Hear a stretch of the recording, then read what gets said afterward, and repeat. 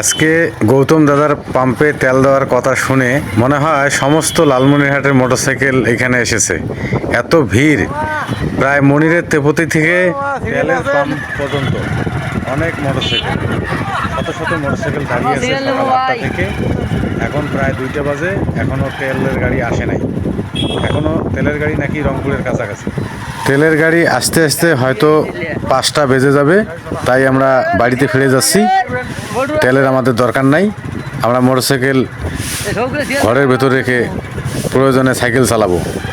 আর যদি কারো তেলের প্রয়োজন থাকে আপনারা আসতে পারেন গৌতম দাদার পাম্পে সিরিয়াল ধরে তেল নেওয়ার জন্য। আসলে হয়তো আপনাদের ভালোই লাগবে, এসে দেখবেন এই পাম্পের সামনে অনেক সুন্দর ভিড়, অনেক লোক ধৈর্য ধরে সুন্দরভাবে অপেক্ষা করতেছে। দৃশ্যটা অবশ্য ভালোই লাগে।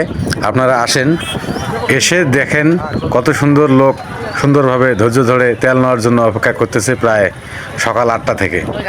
এত সুন্দর পরিবেশ আমরা আর কখনো হয়তো দেখতে পাবো না। এজন্য আপনারা চলে আসুন গৌতম দাদার পাম্পে। সুন্দর প্রকৃতি। ধন্যবাদ সবাইকে। আসসালামু আলাইকুম।